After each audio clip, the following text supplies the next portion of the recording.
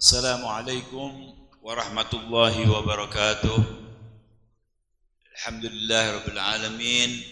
Wassalatu wassalamu ala asyrafil anbiya wal mursalin sayyidina wa maulana Muhammadin wa ala alihi wa sahbihi ajma'in. Allahumma salli ala sayyidina Muhammadin salatan tuslu biha syani wa tahfadhu bi barakatiha imani wa tunawwir biha wajhi wa janani wa ta'simu 'anil khata' lisani. اللهم صل على سيدنا محمد الفاتح لما أغلق والخاتم لما سبق ناصر الحق بالحق والهادي إلى صراطك المستقيم وعلى آله وصحبه حق قدره ومقداره العظيم. أما بعد فيا عباد الله أوصيكم ونفسي بتقوى الله فقد أفلح المتقون. Hadirin yang berbahagia, sungguh antum-antum dan alhamdulillah juga saya beruntung karena Allah telah memanjangkan umur kita dalam hal yang baik, dalam hal yang bagus, dan selalu kita dicatat oleh malaikat-malaikat Allah yang mencari majlis-majlis yang semacam ini sebagaimana yang diterangkan oleh Nabi kita Muhammad sallallahu alaihi wasallam. Malam ini kita akan melanjutkan pembacaan kitab dari An-Nasaih Diniyah yang mana judulnya adalah tentang keinginan yang berlebihan, ya. Kalau secara umum saya katakan artinya cita-cita yang berlebih-lebihan. Beliau membagi 3 golongan. Golongan pertama, mereka tidak punya cita-cita keduniaan. Keinginan keduniaan tidak ada sama sekali. Ya. Siapakah mereka? Para anbiya, para mursalin dan orang-orang siddiqin yang dekat magomnya kepada Nabi kita Muhammad SAW. Hanya sekedar untuk hidup saja. Ya, kita tidak sanggup itu.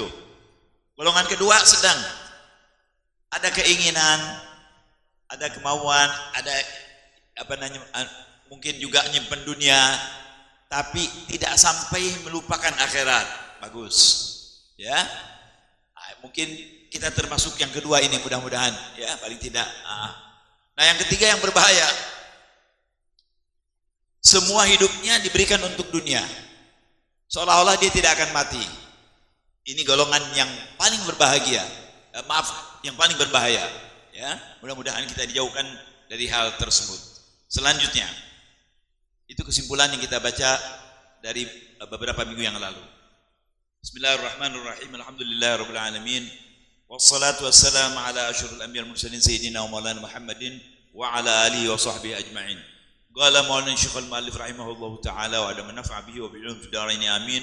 Wa huwa qutbul irsyad wa ghawthul ibad al-habib Abdullah bin Ali al-Haddad radhiyallahu ta'ala anhu wa arda fi kitabih an-Nasaih ila an qala fima yata'allaq bil amal. Wal amalu ala hadzal wajhi wal amalul murdil madmumi alal itlaq. Secara umum, orang yang mendahulukan segalanya dunia, ya, cita-citanya dunia semuanya, ini yang berbahaya nih. Dia katakan, ini adalah keinginan yang berbahaya. Maknanya bukan Anda tidak boleh berkeinginan, nggak mungkin, nggak bisa hidup kita kalau nggak ada keinginan. Kalau nggak ada cita-cita, kita kan hidup dengan cita-cita nih. Ingin jadi dokter, ingin jadi insinyur, ingin jadi orang kaya, ingin jadi profesor, ingin jadi pemborong, dan seterusnya dan seterusnya. Oke, nggak apa-apa. Selama itu tidak melupakan Anda kepada Allah dan kewajiban Anda sebagai orang Islam dilaksanakan ketika Anda hidup dengan pekerjaan yang Anda geluti itu, nggak ada masalah, nggak apa-apa. Ya, kita hidup dari itu. Kalau nggak bisa hidup. Ya, mati terus, nggak mungkin. Itu hanya yang kuat, hanya Nabi itu yang begitu. Ya, nah, baik. Jadi secara umum orang yang mengandalkan dunia semuanya itu berbahaya. Ya, berbahaya. Wa sahibuhu minal khasirin alladzina alhathum amwaluhum wa auladuhum an dzikrillah. Dan orang seperti itu sebagaimana yang disebutkan oleh Al-Qur'an adalah orang-orang yang akan rugi karena dilalaikan oleh harta bendanya, dilalaikan oleh anak dan keturunannya daripada ingat kepada Allah Subhanahu wa ta'ala. Ya. Ingat nih, ingat kepada Allah Subhanahu wa ta'ala, Anda boleh zikir, ingat. Ya. Allah la ilaha illallah. Oke, kita ingat. Tapi ketika kita ingat kubur juga itu ingat Allah. Ingat neraka, ingat Allah. Ingat surga, ingat Allah. Kenapa? Karena Allah menciptakan surga dan neraka. Ya. Naam. Baik. Kemudian wa sawfa yaqulu innama yanzilu al-mautu bihi wa yu'ainul akhirah. Orang-orang yang hanya mengandalkan dalam kehidupannya dunia sebagai Tuhannya, lupa kepada Allah. Ketika dia kaya, dia tidak berzakat, dia tidak bersedekah, memperkaya diri terus, lupa semua, sholat juga tidak. Padahal dia orang Islam. Nanti kata Habib Abdul Haddad, dia bakal berkata ketika turun kematian, ketika datang kematian dan melihat akhirat, ya, orang tuh kalau sudah mau mati, biasanya kalau sudah sukaratul maut lah, nazak. Nah, ada sebagian dikasih lihat oleh Allah tuh. Makanya dia melihat ada yang seperti orang kejang. Ada yang matanya melotot. Mungkin kalau ada dokter di sini, dokter pernah lihat. Ya, orang yang begitu. Tapi ada yang tenang, tenteram, diam. Ketika meninggal keluar air mata, senyum. Itu tanda-tanda ahli jannah tuh. Ya. Tapi ada yang idtirab sampai disuntik tenang. Ya. Orang-orang kafir biasanya nggak tenang meninggalnya. Tapi kalau kita lihat di surat kabar, meninggal dengan tenang. Bohong saudara. Bohong itu. Ya. Yang saya dengar dari orang-orang tua kita dulu, itu orang-orang yang kufar itu kalau mau mati, kalau sudah datang sakaratul maut, ditaruh di kamar, dikunci seperti ayam yang dipotong. Diam, udah mati nih, baru dia masuk. Yang saya dengar, tapi wallahu alam. Ya, yang tahu tuh dokter yang menghadapi dia. Kalau sekarang kan ada obat ini, penenang, ya kan? Biar kayak apa juga jadi tenang. Ya, sallallahu alaihi wasallam. Nanti dia berkata tuh, ketika Israel tuh sebentar lagi mau meninggal, kasih tahu, ya fulan, ente mau meninggal nih, siap-siap. Tapi dia nggak bisa ngomong kepada orang lain, dia sendiri yang tahu. Dia akan berkata, Rabbi, la akhartani ila ajalin qarib, ya Allah, tunda sedikit aja, Allah. Tunda sedikit, enak bener ya, kalau bisa ditunda tuh meninggal. Baik semua orang, pasti semua baik tuh. Laula akhartani ila Rabbi, laula akhartani ila ajalin qarib, ya Allah, tunda deh mati saya nih. Misalnya tentukan hari Kamis jam 9, tunda deh sampai Jumat. Enggak ada. Wala 1 detik, wala 2 detik. Sesuai dengan apa yang Allah inginkan, dengan takdirnya Allah Subhanahu wa taala. Ala wifqi ma dzakarahu Allah fi kitabih haitsu yaqul ta'ala, sebagaimana Allah Subhanahu wa taala berfirman di ayat lain, ya di ayat ini juga ya, ayat lainnya tambahannya, ya ayyuhalladzina amanu. Kan kita diingatkan dulu yang sama Allah. Sebelum kita mati Allah sudah mengingatkan kita nih. Sudah harus ingat. Makanya kita yang harus ingat. Kalau Allah Rabbi, Allah Subhanahu wa taala yang punya kita. Kita yang harus ingat Allah. Ya. Kenapa? Karena yang melupakan kita kepada Allah banyak. Jangan jauh-jauh, kafe saja bisa melupakan ente dari Allah. Perempuan bisa melupakan ente dari Allah. Mobil bisa melupakan ente dari Allah. Harta bisa melupakan anda dari Allah. Ya, kecuali orang-orang yang mendapat taufik khusus dari Allah Subhanahu wa taala, selalu hatinya terpaut kepada Allah Subhanahu wa taala. Ya. Dengan usaha dia. Kenapa?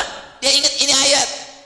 Kita sudah diingatkan, ya ayyuhalladzina amanu, wahai orang-orang yang beriman, la tulhikum, jangan menjadikan lalai kalian, amwalukum wa auladukum an dzikrillah, jangan sampai harta benda kamu, anak-anak kamu melarikan kalian dari ingat kepada Allah.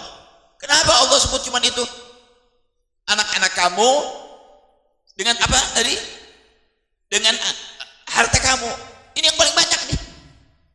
Ini yang paling dicintai oleh orang. Harta dan keluarga paling dicintai oleh orang. Makanya disebut di sini. Padahal banyak yang melibatkan orang lupa kepada Allah, banyak. Ya, termasuk di dalam amwal banyak. Ya. Naam. Jangan sampai melalaikan kamu tuh. harta-harta kalian, anak istri kalian, jangan sampai melalaikan kamu kepada Allah. Bim Ali nanya, kalau contoh keluarga yang melalaikan diri kalian dari Allah, yang bagaimana? Saya cinta kepada anak saya si A atau si B. Kita punya anak banyak selain si A dan B. Tapi yang saya paling senang si A, misal duitnya dikasih lain, kasih sayangnya juga mungkin lain, dan diberi seperti keistimewaan. Yang lain harus bangun subuh, dia nggak apa-apa, bangunnya sudah matahari naik. Lalaikan diri. Ini anak yang melalaikan dia daripada Allah. Demikian pula istri kita, karena kita cinta kepada dia. Bang, saya mau baju yang you can see. Nggak bisa nolak, biarin. Pakai baju pendek, biarin. Naik ojek sama orang lain, biarin. Ngobrol-ngobrol kita nggak ada sama orang laki lain, biarin. Ini keluarga yang melalaikan dia kepada Allah. Ingat saudara, kullukum mas'ul. Semuanya kita akan ditanya oleh Allah SWT. Saya dan Anda dalam ini sama. Mari kita ingat. Kalau mau begitu tuh ingat, ya Allah, gua bakal ditanya sama Allah. Aku akan ditanya oleh Allah SWT ini perbuatan. Ingat saudara-saudara. Tidak ada keistimewaan buat siapapun. Sama, kaya, miskin, hebat, pangkat, siapapun. Kullukum mas'ulun an ra'iyati. Kita akan diminta pertanggungan jawab. Kadang-kadang saya bingung, Pak. Saya bingung. Suami bawa istri naik motor. Boleh enggak? Boleh. Apa hukumnya? Mubah. Ya kan? Tapi itu istrinya auratnya ke mana-mana. Sampai tidak telanjang aja, sampai segini kelihatan. Kok senang? Bangga dia istrinya kelihatan auratnya oleh orang lain. Ini mas'ul nanti di sisi Allah. Istrinya berdosa, suaminya lebih dosa lagi. Jangan saudara.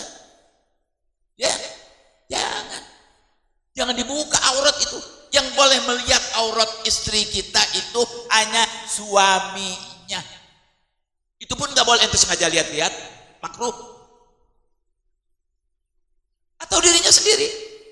Kenapa kok orang itu ada yang senang kalau aurat istrinya dilihat oleh orang lain? Bangga, istri saya model gitar Spanyol, bodinya begini. Senang. Salah, saudara. Saudara tidak punya gairah, nggak ada cemburu, nggak cinta orang yang begitu. Kalau orang cinta kepada istrinya nggak mau begitu, nggak mau aurat istrinya kelihatan orang lain. Contohnya apa? Di dalam Islam memakai hijab, ditutup, ya kan? Dan yang penting lebih dari hijab apa? Hijab hati Anda, hijab cara pemikiran Anda. Dengan apa? Dengan hijab Islam. Dengan hijab apa? Dengan hijab Islam. Karena percuma Anda pakai hijab kalau perbuatan Anda nggak benar. Saya hijabnya, tapi kan banyak persoalan nanti yang akan Anda hadapi. Jadi kita harus selalu ingat bahwa kita ini akan ditanya oleh Allah, akan dimintai pertanggungjawaban jawab oleh Allah Subhanahu wa taala.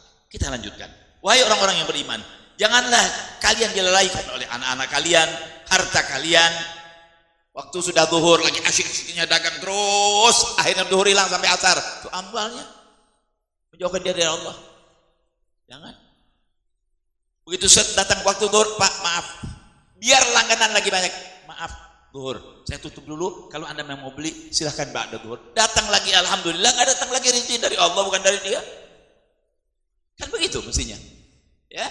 Tapi kenyataan di lapangan kan lain. Lagi asyik gini. Anak ini aja, anak jamak sholatnya. Zuhur ke asar. Kenapa? Lagi rame. Nanti ditanya sama malaikat, ente tidak ditakhirkan zuhur ke asar, apa alasannya? Sakit? Kagak. Hujan? Enggak. Ada suatu hal yang hebat yang nggak mungkin Anda kerjakan? Tidak ada. Apa? Lagi rame langganan. Diterima enggak? Diterima. Alasan Anda mengakhirkan sholat karena lame langganan nggak ada di dalam kitab fikih, nggak ada, saudara. Ya, baik. Kemudian jangan harta bendamu, keluargamu melalaikan kamu daripada ingat kepada Allah. Wa man yaf'al dzalika fa ulaika humul khasirun. Itu tadi kan disebutkan, bakal jadi orang rugi kata Allah. Dan ini ayat. Kalau dia demikian adanya, harta dan keluarganya melalaikan dia dari Allah, mereka adalah orang-orang yang rugi. Yang ngomong rugi bukan saya, pencipta kita yaitu Allah Subhanahu wa taala. Wa anfiqu mimma razaqnakum. Wa anfiqu mimma razaqnakum. Infakkan harta supaya tidak nuntut kita, harta supaya tidak membahayakan kita. Allah ingatkan lagi, wa anfiqu mimma razaqnakum. Infakkan oleh kalian, sedekahkan oleh kalian harta yang Allah berikan itu. Supaya apa? Supaya kita selamat. Supaya kita bisa dibela oleh harta kita itu tadi. Min qabli ayyati ahadakumul mautu. Jangan sampai datang mati baru sedekah. Saya sudah sering katakan, jangan nunggu kaya kalau mau sedekah. Sebisanya. Yang penting ada sedekah. Toh memang orang lain kan. Allah membedakan satu dan yang lainnya rezeki. Itu Allah, itu urusan Allah. Si fulan kaya, si fulan miskin, si fulan sedang, si fulan dan semua lain. Supaya apa? Ini dunia jalan. Ada hikmahnya tuh, ada yang kaya, ada yang miskin. Kenapa disebut kaya? Karena ada yang miskin. Kenapa disebut miskin? Karena ada yang kaya. Si kaya nggak bisa hidup sendiri, mesti ada yang miskin. Jalan ini dunia. Kauna berputar dengan itu. Kalau semuanya kaya, siapa yang mau kerja? Nggak jalan. Dunia nggak jalan. Kereta api nggak jalan. Bus nggak jalan. Operet apalagi? Delman apalagi? Yang apa jadi kuli? Nggak ada. Kenapa? Kaya semua. Ujungnya mati semua kelaparan, saudara-saudara. Nggak mau jadi petani, nggak benar, kaya semua. Itu hikmah Allah punya. Allah yang punya hikmah. Si ini jadi kaya, si ini jadi miskin. Kadang-kadang Allah memberikan seseorang itu kemiskinan. Kenapa? Begitu jadi kaya, bahaya dia. Jadi sombong. Siapa contohnya? Qarun. Coba dia sabarkan, nggak begitu? Nggak sabar. Minta doa sama Nabi. Didoain. Begitu kaya, lupa sama Allah. Akhirnya ujungnya sampai sekarang dia di antara bumi nih di bawah. Dia terjal-jal. Ya, seperti orang yang sawan tuh. Ya. Sampai yaumul qiyamah diazab oleh Allah Subhanahu wa taala. Jangan saudara, ya. Faulaika humul khasirun, rugi. Infakkan kalau nggak mau rugi, harta benda kita infakkan di jalan yang baik. Sebelum datang kematian, sebab kalau sudah mati nggak mungkin ente sedekah. Habib Ahmad pakai nanya, Bib, kenapa Bib? Kalau sudah mati nggak mungkin ente sedekah.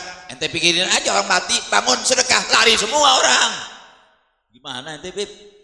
Nanyanya kan nggak mungkin, saudara-saudara. Kalau sudah mati sudah selesai. Tinggal yang ia tinggalkan bagaimana tuh? Auladukum tuh yang tadi disebut. Kalau auladukum kamu didik dengan baik, tentu termasuk dalam hadis Nabi Muhammad SAW.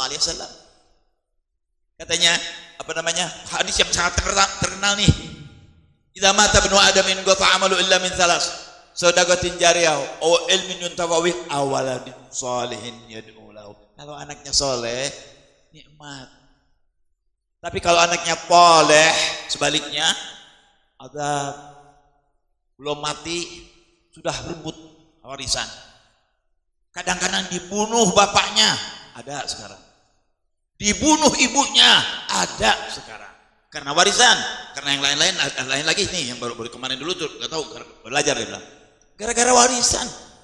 Ini kurang lebih barangkali 20 tahun yang lalu, saya pernah diundang di dekat Jampang sana. Nenek-nenek rumahnya kecil, saudara-saudara, dibunuh sama anaknya. Kenapa? Pengen buru-buru mati supaya dapat itu harta bendanya. Inna lillahi wa inna ilaihi raji'un. Habib Ali jangan nyalain si itu nenek. Kenapa tidak dididik agama anaknya? Waladin solehin itu mesti dibentuk, saudara, tidak langsung jadi. Kan Nabi bilang yang ikut mayit itu ada 3. Kalau orang mati itu nggak ada manfaat kecuali 3. Ilmu yang dimanfaatkan sebagai seorang guru, manfaat gurunya, ilmunya. Kemudian anak yang berbakti, anak yang baik, anak yang soleh. Emang anak yang soleh kayak cetakan duit, tak 100.000, tak 25.000, bisa gitu? Tuh anak bisa sholat, bisa ngaji langsung? Kagak saudara, kan mesti kita suruh ngaji. Kalau Anda kayak panggil guru, nggak bisa ngajar, kita sekolahin, kirim ke pesantren, biar tahu agama. Dunia boleh, silahkan setinggi-tingginya belajar ilmu dunia, tapi jangan lupa ilmu akhirat. Kapan gunanya kalau Anda sudah mati? Kenapa sih Bim kalau sudah mati kita perlu anak soleh? Iya, betapa banyak sekarang begitu orang tuanya mati, panggil sahibul paket. Tahu sahibul paket? Paket mandiin, paket nyolatin, paket tahlilin, paket nguburin, paket apalagi baca talqin. Anaknya diam. Kenapa? Baca Fatihah enggak becus. Salat jenazah pakai ruku dan sujud. Kenapa? Kagak diajar. Yang salah siapa? Antum orang tua. Ingat nih yang orang tua. Kalau masih kita hidup sekarang, ada ibu ada abah, ayo kalau punya anak ajaran mereka agama. Hadirkan di majelis-majelis ilmu, bawa. Ya. Katanya anak kecil sesekali kita bawa ke pengajian, bawa ke kuburan. Nanti itu daya pikirnya akan masuk ke dalam daya pikirnya ketika dia sudah dewasa. Dia datang lagi ke pengajian. Kenapa? Dia ingat dulu saya dibawa abah saya kemari. Dulu saya dibawa ke Pol Tangan. Dulu saya dibawa ke Kuitang. Dulu saya dibawa ke tempat kuburan mana namanya? Ke Kalibata. Ziarah. Dia akan ikut. Orang tua kaca buat anak. Ketika kecil apalagi kaca buat anak. Jadi jangan lupa saudara-saudara. Jangan kita dilalaikan oleh anak, bahaya, rugi. Ya. Anda sholat, Anda puasa, Anda haji dan segala macam. Kalau anak kita tidak dididik sama sekali, tidak tahu apa-apa tentang agama, Anda yang rugi. Sebab tidak akan keluar waladun sholihin yad'ulahu, yang akan keluar waladun ya'aqun yu'adzibuhu. Anak yang kurang ajar, anak yang tidak tahu balas budi, yang akan menyebabkan kita diazab oleh Allah dalam kubur.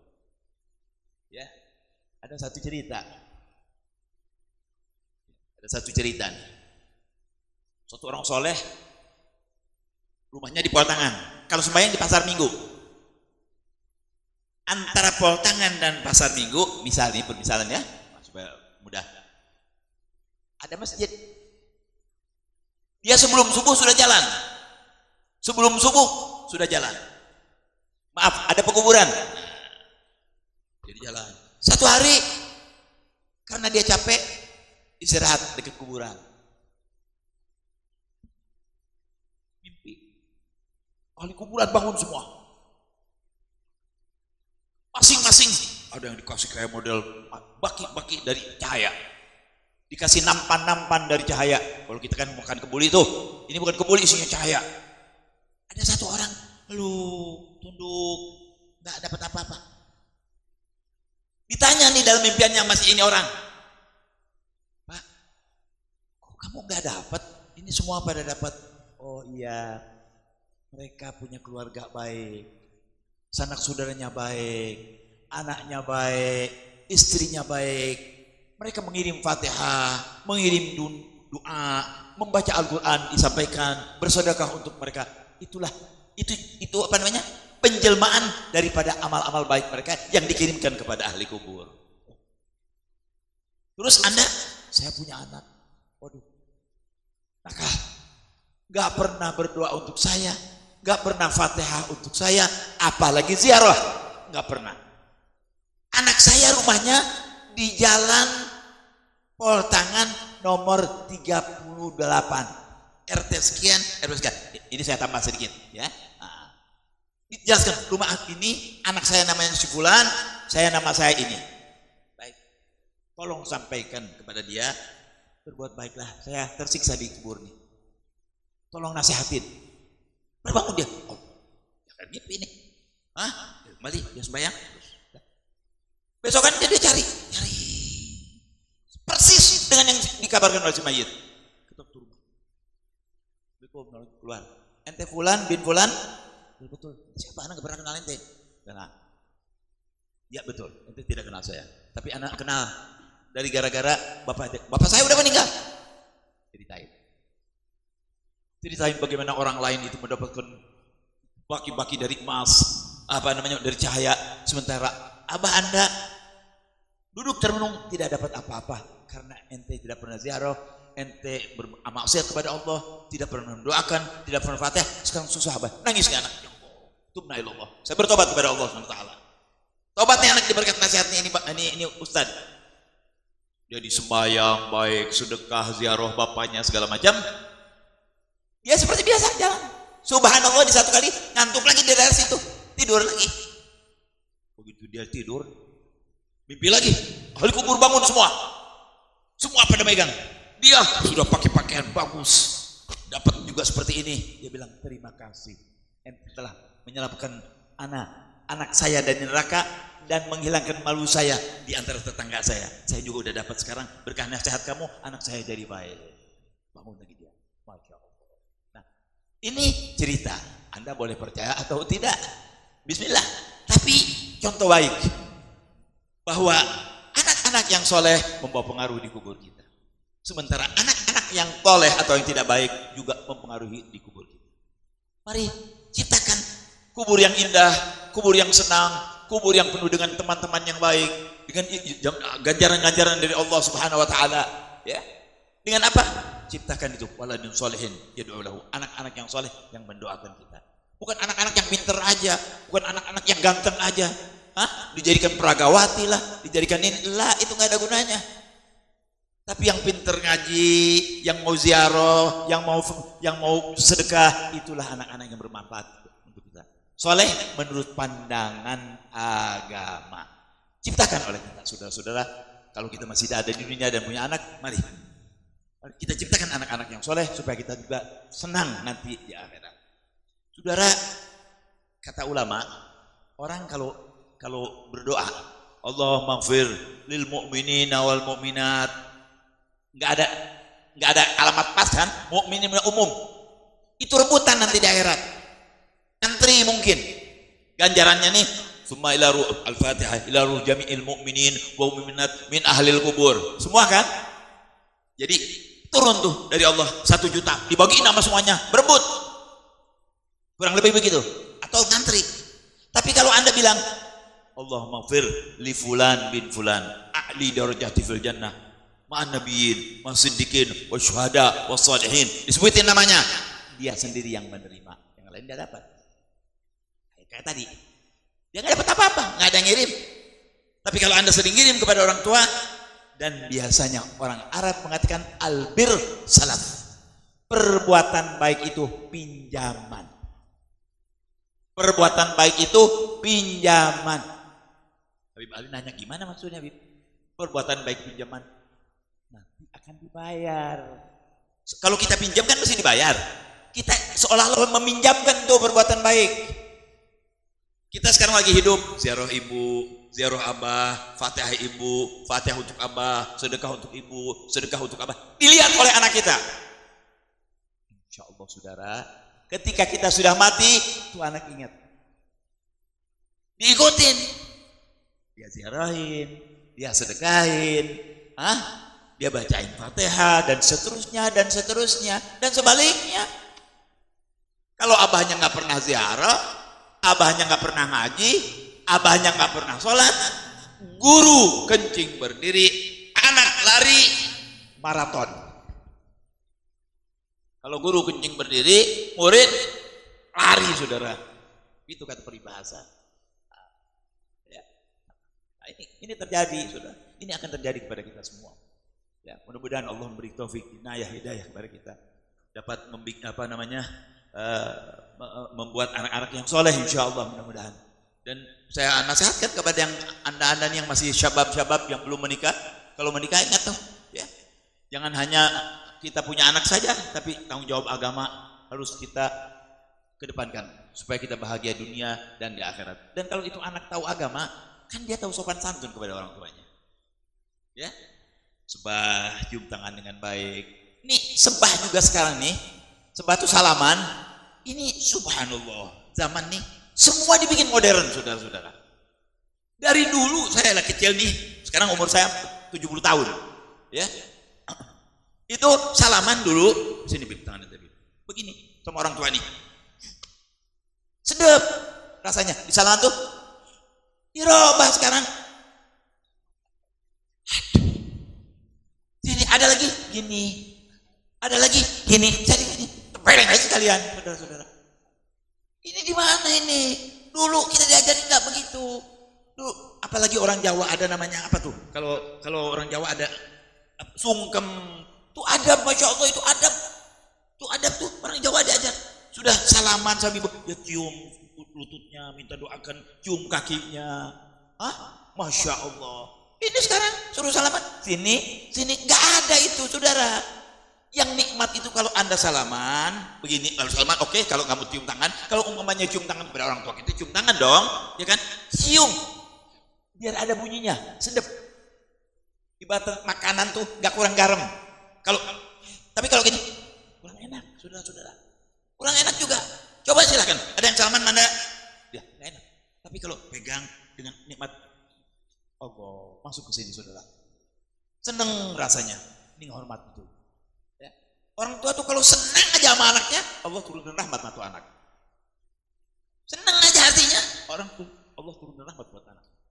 Nah, jadi kita kepada orang tua yang benar, ya, kata cium tangan juga yang benar. Jangan di modernisasi ya cium tangan itu. Ya, setahu saya begitu. Ya.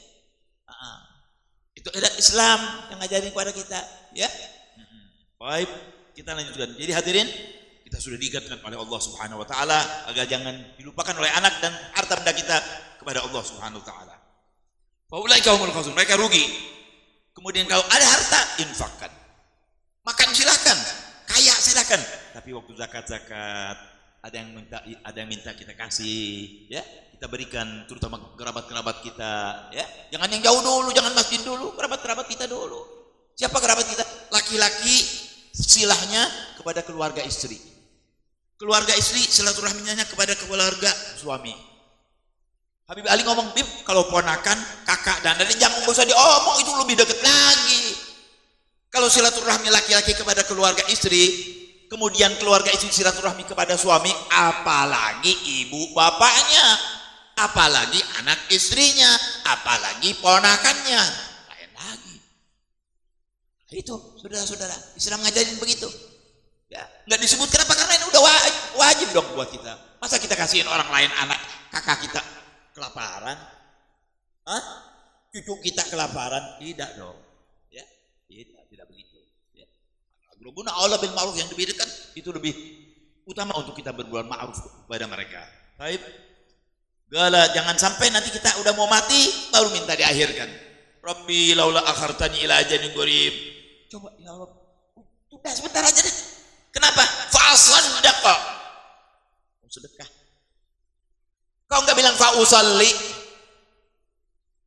Tuh, dari berkah sedekah tuh bagusnya. Bagusnya sedekah tuh. Fa'asaddaqa, tidak bilang fa'usalli, fa'ahujja, fa'atamira. Enggak. Sedekah. Wa akun minas shalihin, dan aku menjadi orang-orang yang saleh. Kalau saleh itu kan mencakup baik semuanya. Sholatnya bagus, hajinya bagus, zakatnya bagus, semuanya bagus, saleh. Ya, minta diakhirkan. Tapi saudara, itu adalah pungguk merindukan matahari. Bukan bulan lagi, matahari jauhan dikit. Pungguk merindukan matahari, nggak mungkin. Wala yu'akhirallahu nafsan idza jaa ajaluha, nggak mungkin diakhirkan satu jiwa manusia untuk kalau sudah datang ajalnya Allah tuliskan, nggak mungkin diakhirkan. Wallahu khabirum bima ta'malun, dan Allah tahu siapa kamu. Banyak yang Allah kita tunjukkan di sini, kaum-kaum yang dulu, ya Rabb, selamatkan saya dari ombak ini. Kalau saya selamat dari ombak ini, saya akan jadi orang baik. Begitu sampai di darat, gila lagi. Ditimpa lagi malapetaka, ya Rabb, selamatkan saya dari malapetaka ini, saya akan bertobat kepadamu. Begitu dilepas oleh Allah, kurang ajar lagi. Itu sifat manusia, saudara-saudara. Kenapa? Karena jauh dari agama. jauh dari ajaran Allah Subhanahu wa taala. Mudah-mudahan kita jauhkan tidak seperti itu. Amin ya rabbal alamin. Jadi tidak mungkin tuh, ya. Mumpung kita masih hidup. Mumpung kita masih bisa berpikir. Masih bisa menilai. Menilai siapa? Nilai saya. Omongan saya Anda nilai. Benar kan ini Habib ngomong benar apa salah nih? Stop dulu, Anda yang nggak perlu ngikutin soal amal saya. Omongan saya, anggap saja saya radio nih. Ya kan? Benernya nih. Yang saya ucapkan ini benar enggak? Adanya ada atau tidak? Terjadi atau tidak? Anda boleh pikirkan. Karena Anda hidup, bisa berpikir, bisa lihat mana yang benar, mana yang salah. Ini kegunaan otak yang nomor satu, membedakan yang salah dan yang benar itu nomor satu. Bukan soal merasa, bukan. Membedakan yang salah dan yang benar. Buktinya apa? Kalau orang mabok, bisa nggak bedain yang salah yang benar? Kenapa? Karena ngerusak otaknya. Makanya orang kalau mabok, ujung-ujungnya G of the law. Bahasa orang Inggris bilang. Tahu saudara? G of the law tahu? Gila. Ujungnya kan gitu kalau dia mabok terus. Tanyain kalau ada dokter di sini. Dia terus minum morfin. Orang gila ujungnya. Dia mati, dia jadi kayak orang gila. Gitu, saudara. Ya. Baik. Jadi tidak mungkin akan diakhirkan oleh Allah ajal kita. Mari, mumpung masih kita hidup, masih bisa berpikir, masih bisa mencerna, bismillah. Ambil apa yang diajarkan oleh Allah melalui Nabi kita Muhammad sallallahu alaihi wasallam yang dijelaskan oleh ulama-ulama, guru-guru, muallim-muallim, ustaz-ustaz, kiai-kiai. Bismillah. Ya. Naam. Wa qad balaghana anna malakal maut alaihi salam yadhhar lil insan indama yabqa min ajalihi syai'un yasir. Kata Habib Allah Haddad, ada keterangan sampai kepada kami ya, bahwasanya malaikatul maut itu ketika orang itu sudah sedikit lagi mau mati dikasih tahu. Allah wujudnya seperti apa? Jangan buru-buru ketemu deh ya, mudah-mudahan. Ada Habib Zainal Abidin enggak? Bang nyatat tuh, ya. Ya. Sebelum Habib Zainal Abidin tulis tuh, innalillahi wa inna ilaihi raji'un, Israel dulu ngasih tahu kita. Loh, Bib, malaikat Israel kan satu, wakilnya banyak, namanya Israel juga. Makanya yang meninggal kan banyak. Pol tangan ada yang meninggal, Sar Minggu ada yang meninggal. Gimana tuh? Banyak. Malaikat Israel itu bukan satu. Ada wakil-wakilnya, dia punya wakil. Namanya malaikat Israel. Ya. Satu Israel tuh urusan soal kematian. Itu ngasih tahu kalau sudah sedikit malaikat maut itu. Akhirnya kita ketika dikasih tahu pasti ngomong akhir galilan. Wahai Israel, tunggu sedikit. Nggak bisa saudara, yang bisa begitu hanya para rasul. Para rasul dikasih pilihan, mau sekarang apa mau nanti. Itu rasul dikasih pilihan. Kalau model kita kagak ada pilihan, nggak ada. Israel, udah ya 1 jam, kurang ngajar lu, lepak masih Israel. Nah, ketika dia berbicara kepada malaikat Israel, akhirnya galilan, akhirkan saya sebentar, ya Israel. Li atuba ila rabbi wastaghfiruh, agar aku bertobat kepada Allah dan meminta ampun. Apa jawabnya? Qad talama ukhirta wa umirta falam tatub wa lam tarja ila rabbika hatal an. Kamu ngomong sekarang mau akhirkan sedikit, mau bertobat, mau istighfar. Sudah berapa lama kamu diulur waktu? Umur kamu sekarang 75 tahun, gak pernah tobat, gak pernah ingat Allah, gak pernah sholat benar, gak pernah ajar anak benar, gak pernah ngaji. Sekarang ngomong minta diakhirkan. Jangan ledek ente. Kalau orang Betawi begitu kali ngomongnya. Jangan mikir seperti itu, jangan. Sehingga sekarang kamu belum bertobat kepada Allah. Terus waqad in qadatil mudda wa balagtal ajal, kata malaikat Israel, sudah habis waktumu dan sampai kepada ajal. Ingat saudara, orang mati bukan karena sakit. Orang mati bukan karena tabrakan, itu sabab. Orang mati itu ajalnya sampai. Buktinya ada yang nggak punya sakit, nggak sakit, lagi ngobrol begini, jatuh. Kenapa? Ajalnya sampai. Tapi Allah Subhanahu Wa Taala dari adilnya diberi penyakit supaya ingat kita, supaya ada sabab. Sebab kalau semua orang matinya semua mendadak, plak, banyak yang gila, saudara orang. Banyak yang gila. Dikasih hikmah tuh. Ada yang tabrakan, ada yang sakit yang gini apa namanya? Stroke. Ada yang jantung, ada yang sakit hati, sakit perut dan seterusnya. Itu hikmah dari Allah, jadi orang nggak kaget. Coba kalau langsung mati semua, waduh, masya Allah saudara-saudara. Ya, nggak, tapi diberi sabar. Malaikat bilang nggak bisa, kamu minta diundur, nggak bisa. Sudah tertulis ajalmu di sini, itu yang ditentukan oleh Allah Subhanahu Wa Taala. Fala sabila ila takhir, nggak ada takhir, no apa? Sekarang kalau obat tuh nggak ada jalan, bahasa Inggrisnya apa? No way, iya, no way, nggak ada saudara. Udah itu sudah, oke, ada jalan sudah, ya. Qala ba'dul ulama rahimahullah alaihim, berkata sebagian ulama, ketika kita mendapat berita itu daripada malaikat Israel nanti, sama nih kita bakal dengar nih semua, kita bakal dengar semua nih yang ada di sini termasuk saya. Ya, mudah-mudahan panjang umur, fi khairin ulutuf wa afiyah husnul khatimah, kita mati amin ya rabbal alamin, ya. Kata ulama tuh ketika dibicarakan seperti itu, dikatakan seperti itu oleh malaikat Israel, falau kanatid dunya bi asliha li hadzal insan wa amkanahu an yashtariya biha sa'atan wahidah yaziduha fi umrih wa ya'tadhiru fiha ila rabbih la fa'al. Seandainya waktu itu dia punya uang satu dunia ini punya dia semuanya, emas, perak, berlian punya dia, dia mau beli 1 jam dengan segala yang dia punya, 1 jam saja, atau mungkin 10 menit atau 5 menit. Untuk apa? Untuk berdoa kepada Allah Subhanahu Wa Taala. Bisa nggak? Kagak bisa, saudara. Nggak bisa, saudara. Udah nggak bisa. Kalau sudah datang ajal, inna lillahi wa inna ilaihi raji'un. Selesai. Tinggal kita menghadap Allah Subhanahu Wa Taala. Itu urusan Anda dah nanti. Tapi siang hidup ini kalau Anda tidak bina dengan baik, membahayakan Anda di kubur. Yang pertama yang bikin pusing si mayit, soal warisan. Keluar dari ini ya, saya mau ngomong ini sama Anda nih. Ini keluar dari pelajaran yang kita sedang belajar. Ya, dari bacaan yang sedang saya terjemahkan. Ya, ini bukan omongan saya, omongan Habib. Saya cuma terjemahkan. Ya, Habib Allah yang ngomong. Soal warisan.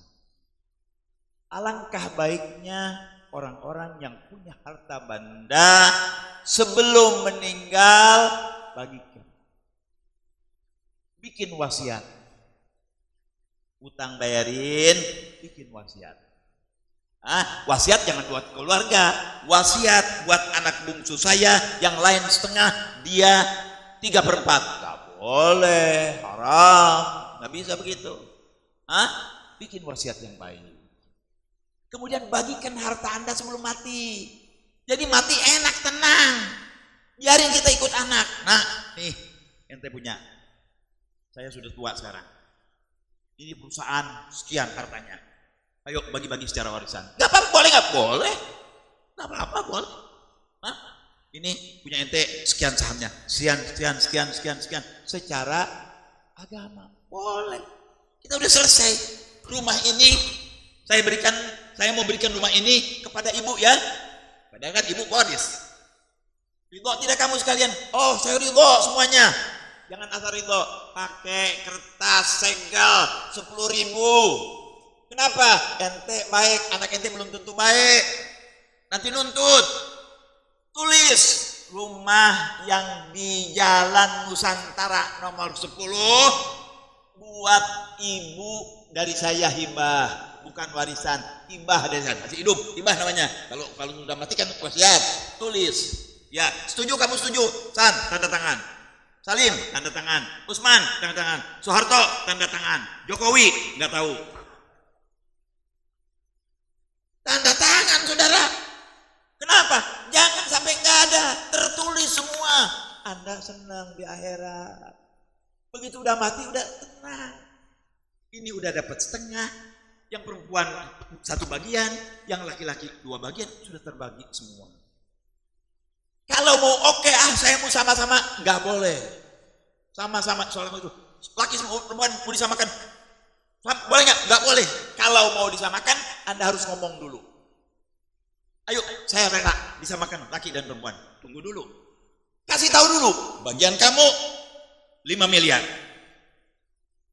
Bagian saya 10 miliar laki-laki. Mau nggak nih? Kita bikin semuanya sama. Seorang 5 miliar ya, misalnya. Mau semua? Tulis. Semua ridho sudah tahu bagiannya. Nggak boleh belum tahu bagiannya mau disamakan laki dan perempuan, nggak boleh. Melanggar perintah Allah Anda. Allah nggak menyuruh begitu. Jadi yang bagus sesuaikan dulu dengan agama. Bagiin dulu, nanti mau apa? Mau berserah gitu. Saya mau samain biarin buat Anda. Nggak apa-apa. Tapi bagikan dulu haknya.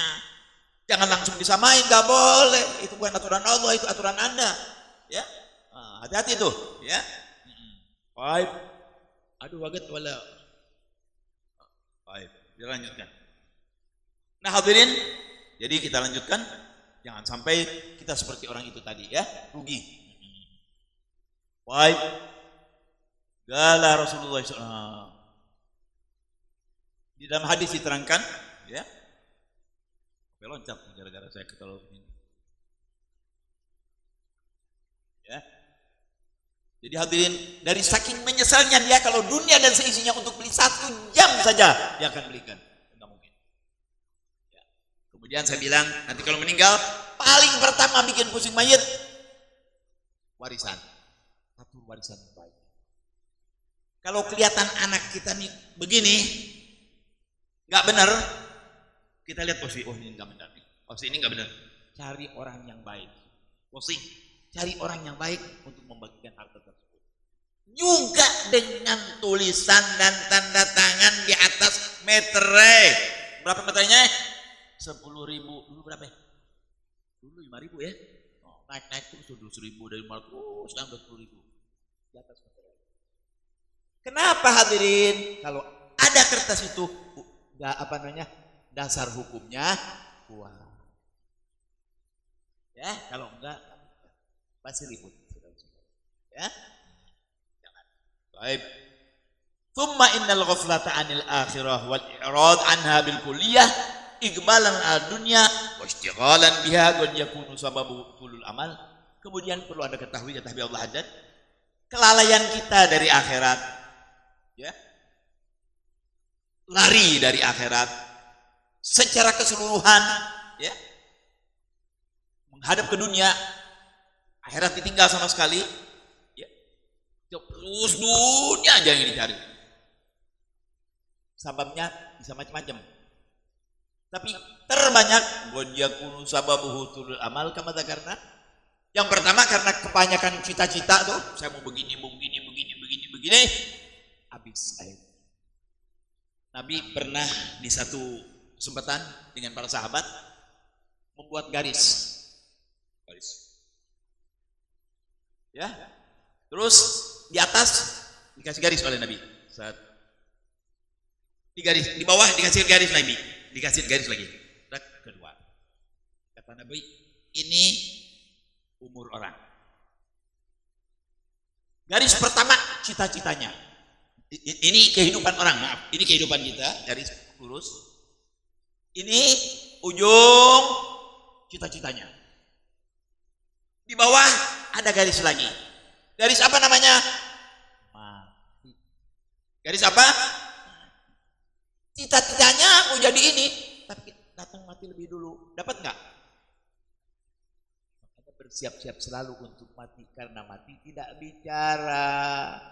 Mati nggak dikasih tahu dulu, kecuali udah dekat, udah nggak bisa tobat lagi. Kita yang bersedia. Nanti akan diingatkan oleh Nabi SAW tentang ini, sudah nanti setelah ini hadisnya. Ya. Jadi mungkin sebabnya karena terlalu panjang pengharapan tuh ya. Bagaimana beliau sebutkan tadi yang 3 golongan. Wa qad yakunu sababuhu syakan fil akhirati wa taraddudan fi kaunihi haqqan wal iyad billah min dzalik fa innahu minal kufri billahi wa rasulih. Yang kedua yang berbahaya, dia syak tentang urusan akhirat. Belum tentu tuh akhirat, belum tentu ada adab. Gua mau senangin diri gua, mau hidup semau saya, semau gue, nggak perlu tuh sholat Tuhan. Ateis jadinya, saudara. Ini kufur. Pandangan yang semacam ini bahaya. Kalau yang tadi masih mendingan, ya karena terlalu banyak pengharapan masih mendingan. Tapi ini syak, nggak percaya kepada akhirat, kufur hukumnya kepada yang dibawa oleh Allah dan Rasulullah SAW. Kufur kalau syak. Ya, naudzubillah min dzalik. Jangan sampai seperti itu. Ya, baik. Kemudian ada nggak perbedaan nih dua sabab ini? Kalau orangnya kalau terjadi nih ada 2 orang misalnya. Yang satu lalainya karena harta benda dan anak, yang satu lalainya karena syak kepada Allah. Ada bedanya enggak? Kata beliau ada. Kadang-kadang ada bedanya. Mana bedanya? Apa kata beliau? Gala wal alamatul mumayyizatu lil ghafil anil akhirah baina an yakuna sababu ghaflatihi tulul amal aw syak hiya annal ghafila alladhi yakunu sababu ghaflatihi tulal amal idza maridu aw hasala lahu syai'un yatawaqqa'u indahu qurbul maut yukthiru dzikra akhirah wa yatahassaru ala tarkil amal laha. Bedanya saudara, kalau orang ini cuman hanya banyak harapan, kurang amal, ada bedanya nih dengan orang yang syak kepada akhirat. Kenapa? Kalau dia udah sakit nih, si orang yang harpa, masya Allah, kurang sedekah, kurang ini, kurang itu, langsung dia ingat, ya Allah, mungkin gue udah mau mati nih. Sementara gue jarang sedekah, sholat kurang, ini kurang, itu kurang. Ingat kepada akhirat. Merasa rugi dia atas apa yang dia tinggalkan. Dan dia minta kepada Allah, ya Allah, sembuhkan. Mudah-mudahan saya jadi orang soleh. Kadang-kadang dikabul, kadang-kadang tidak. Ini tandanya orangnya lupanya bukan karena syak kepada tidak ada Allah, syak kepada akhirat bukan. Tapi ditipu oleh harta benda dan anak keturunannya. Ya. Kemudian yang kedua, walladzi takunu ghaflatu an syak la yadhhar alaihi al-marad wa nahwihi syai'un mimma dzakara. Tapi orang kalau syak kepada akhirat, dia enggak ingin mau mati biasa aja, malah dia pikir, waduh, harta gua siapa yang ngambil ya? Yang di sana begini, yang sini begini. Enggak ingat sama mati sama sekali. Enggak ingat sama amal soleh, enggak. Yang diingetin dunianya aja. Waduh, nanti anakku susah dong. Anakku jadi melarat. Anakku ini, rumah ini begini, rumah ini. Itu yang diingatkan. Nah, itu tandanya disyak pada akhirat. Naudzubillah min dzalik. Jangan seperti itu, ya. Wal yadhharu alaihi ta'assuf ala firaqi dunya, tapi dia yang kelihatan nyesel, kok saya mati, dunia saya enggak bisa saya bawa, dunia saya tidak bisa saya nikmati. Itu yang dia sesalkan. Ya, bukan kurang amal. Wa takhawuf ala auladihi wa amwalihi an tadhi'a min ba'di. Dia takut hartanya hilang begitu saja, hartanya juga anak keluarganya jadi miskin. Nah, itu orang-orang yang syak terhadap akhirat. Ya kan? Nah, jadi hati-hati, semua punya batasan. Ya, semua kita punya batasan. Ngaji juga punya batasan. Kalau pas waktunya, ya kita batasin, cukup sampai di situ. Mudah-mudahan ada manfaatnya yang kita baca. Ya, menjadi cambuk pengingat buat kita, ya, bisa mendidik anak kita dengan baik, dan mengeluarkan harta kita di jalan Allah, tidak syak kepada kekuasaannya Allah SWT, ingat kepada kematian, sehingga kita beramal soleh,